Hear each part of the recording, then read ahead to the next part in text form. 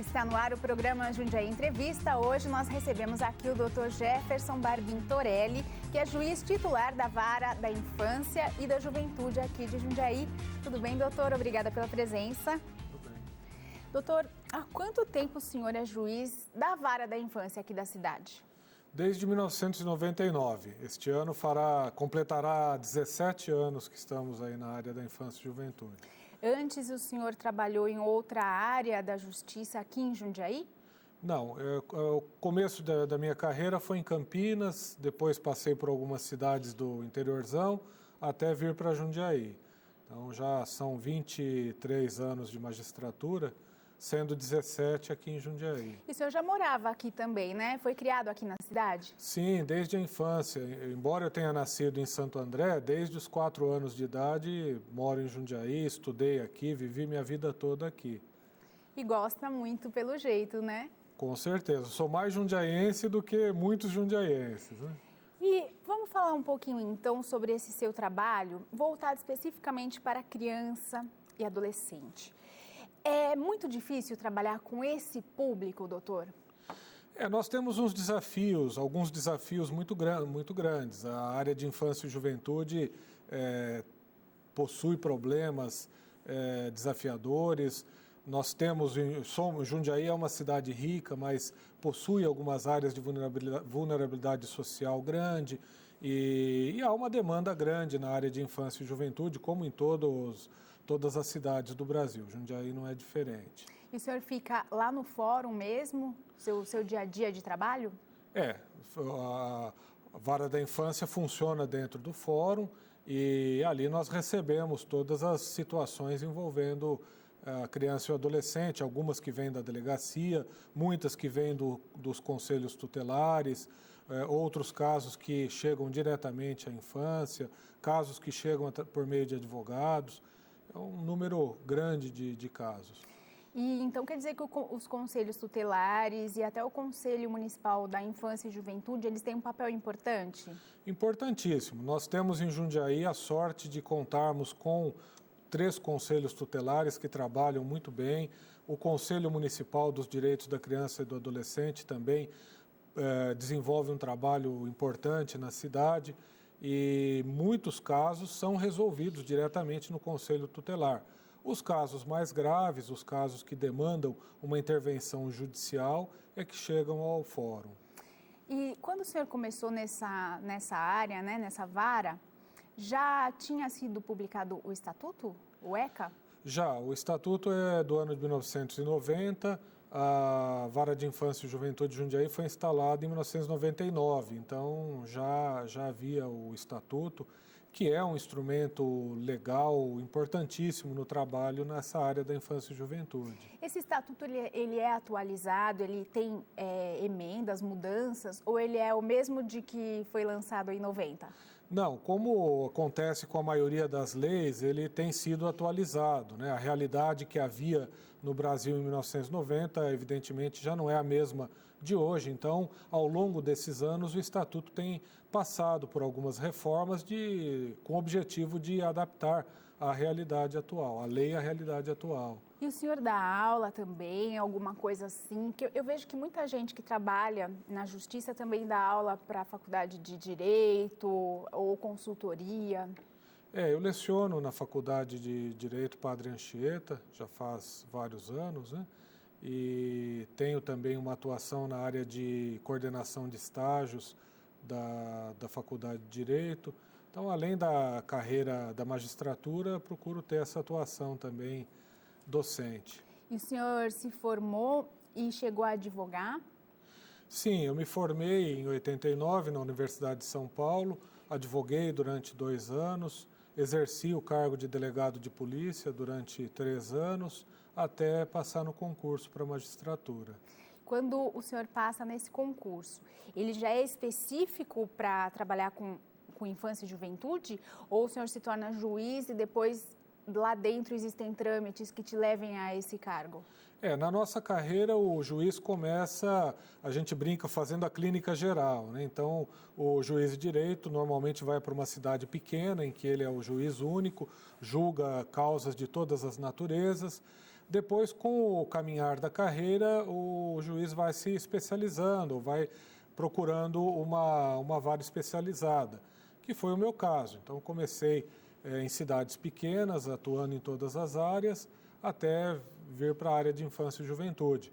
Muitos juízes escolhem a área de família, outros a área criminal, outros a área civil, mas a minha paixão sempre foi a infância e juventude, então vim para essa área. E que tipo de caso chega até o senhor, hein? Porque a gente só fica sabendo quando é divulgado, né, nos jornais, nas rádios, redes sociais, quando acontece alguma coisa muito grave. Mas no dia a dia devem acontecer pequenas coisas graves também. A atuação do juiz da infância e juventude, ela se divide em duas grandes áreas. Uma área que a gente chama de cível, que é aquela área envolvendo os casos de adoção, pessoas que pretendem adotar e procuram o fórum, crianças que têm um processo até chegarem à situação de serem colocadas em adoção.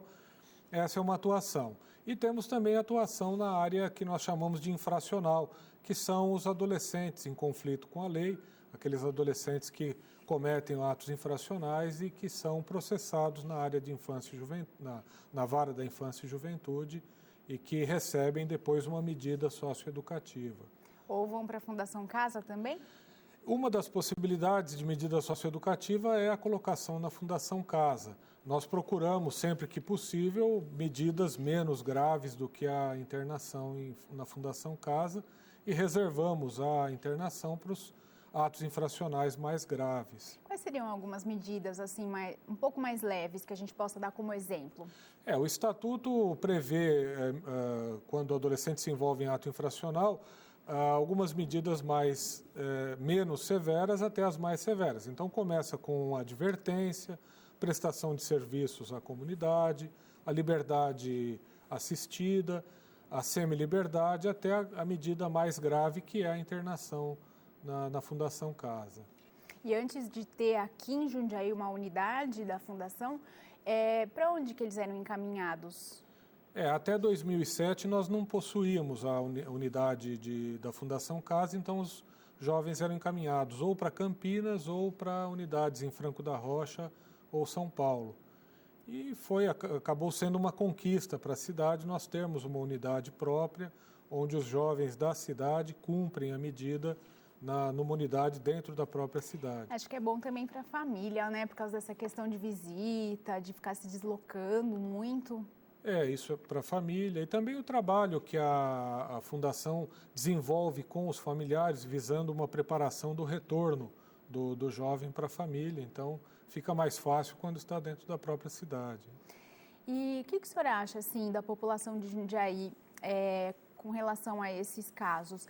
O jovem de Jundiaí, ele está mais consciente ou ele ainda apronta bastante, se é que podemos dizer assim? Nós temos um número expressivo de casos de jovens que se envolvem com atos infracionais, com casos de indisciplina escolar grave. Então, temos um número expressivo, sim, né? Talvez até pelo crescimento da cidade, uma cidade que tem quase 400 mil habitantes, acho que já né? Passou de 400. Está crescendo rápido, né? Então é muita gente e muita gente junta, principalmente adolescente, acaba gerando ali uma oportunidade, não é? Isso é verdade. O fato da cidade ser grande acaba tendo um maior número de adolescentes que se envolvem nesses casos de infracionais, né? Quando um é punido, os colegas eles ficam mais atentos, mais comportados? Você acha que serve como um exemplo? Então, essa é uma esperança que a Justiça tem quando aplica uma medida, que ela sirva também, dentre outras coisas, que ela sirva também de exemplo para outros jovens não se envolverem com atos infracionais, né? Aquilo sirva como um paradigma para que os outros não se envolvam, né? Geralmente adolescente sempre tem um grupo, né, que é super natural, a gente também teve o nosso, né, e sempre vê o colega como um exemplo, seja de uma atitude positiva ou uma atitude negativa, né? Então a punição certamente vai, pelo menos, fazer pensar, creio eu.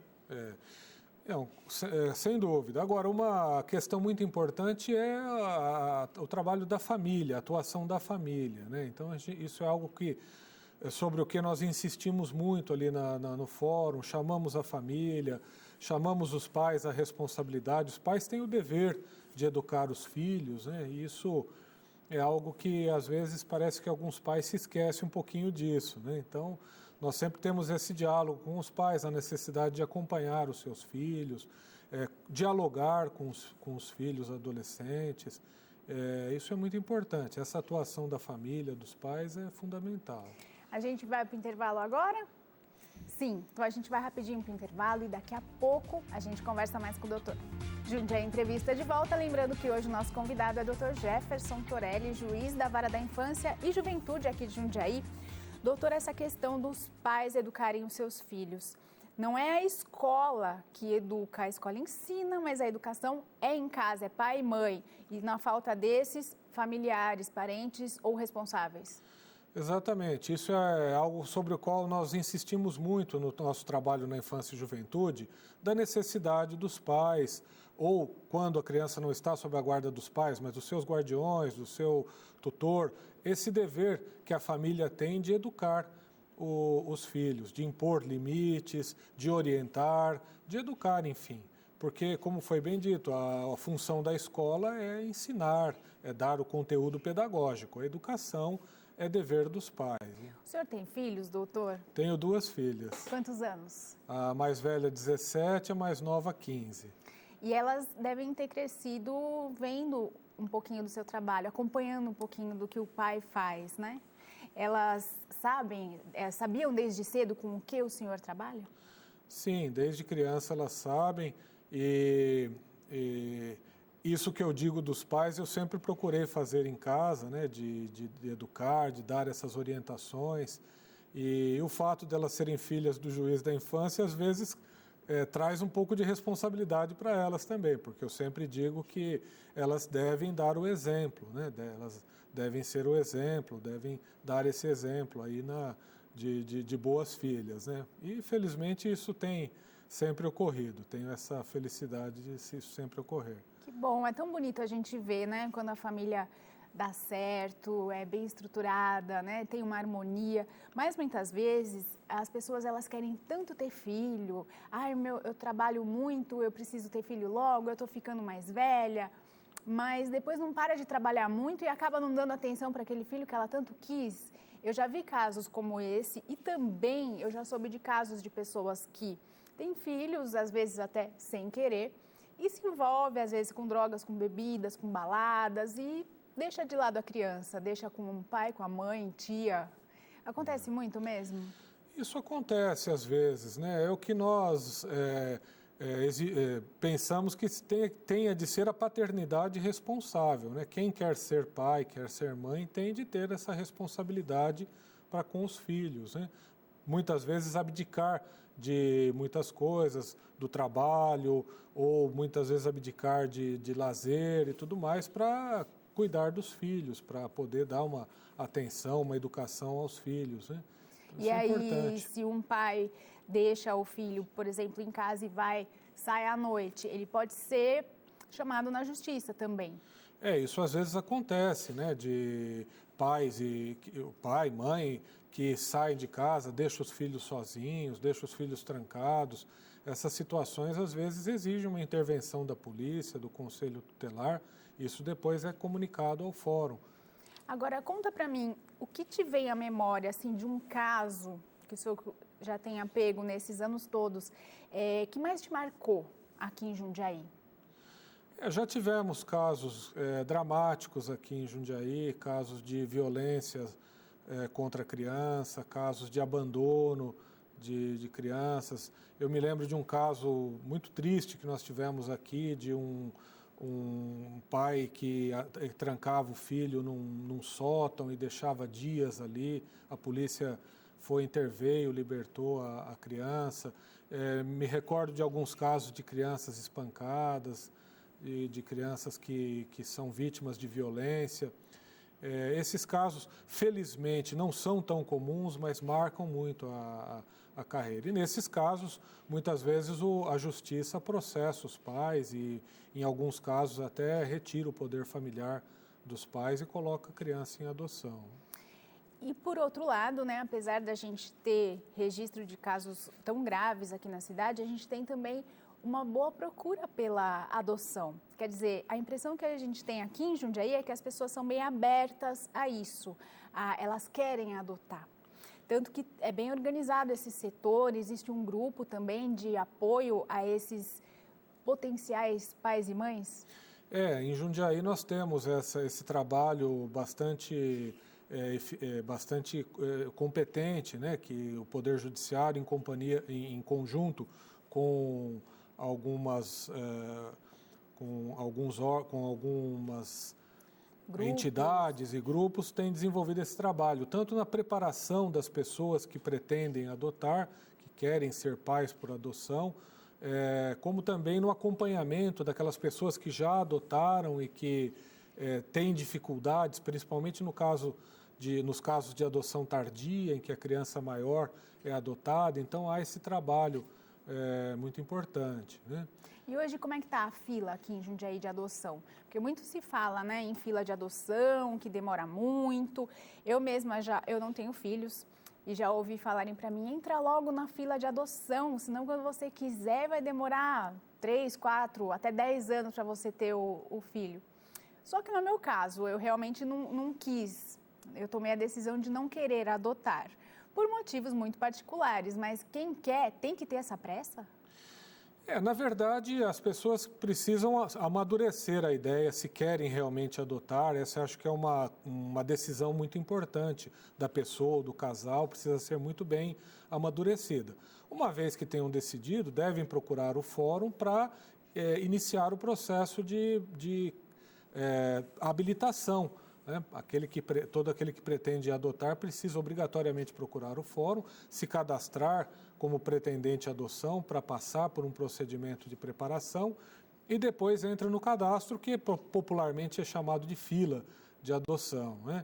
E aí sim, acaba demorando algum tempo, porque nós temos um número grande de pessoas, de casais que querem adotar e um número menor de crianças ou adolescentes que ficam em situação jurídica de serem adotados. Então, isso gera uma certa demora. Mais ou menos quanto, assim, para a gente ter uma ideia? Isso depende muito do perfil que a pessoa quer adotar. Se a pessoa aceita adotar uma criança maior, uma criança com problemas de saúde, ela tende a ficar menos tempo na fila.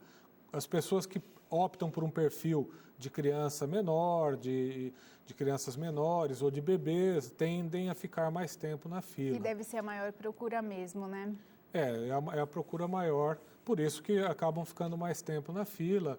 Esse tempo, como eu disse, varia, mas pode chegar a 3, 4 anos de espera, dependendo do perfil que a pessoa queira. Hoje se incentiva muito a adoção tardia, que são essas crianças um pouquinho maiores, né? Acho que a partir de 3, 4 anos?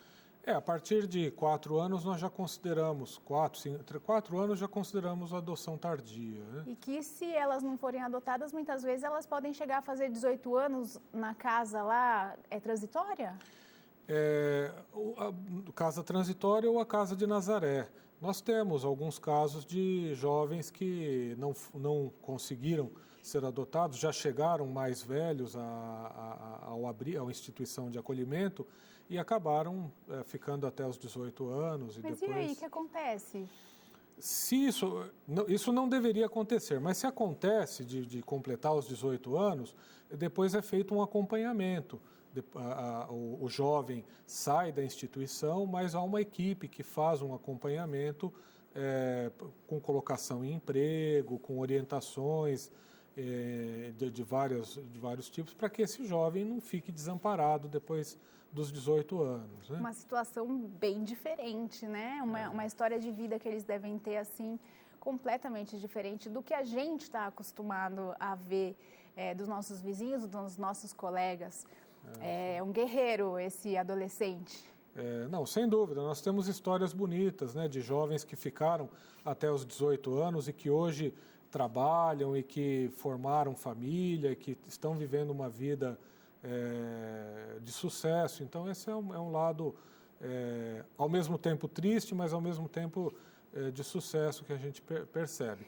Mas o mais comum, aquilo que deva acontecer, é que a criança ou adolescente seja adotado, seja colocado numa família por adoção antes disso. Existe essa história da pessoa adotar e depois querer devolver a criança?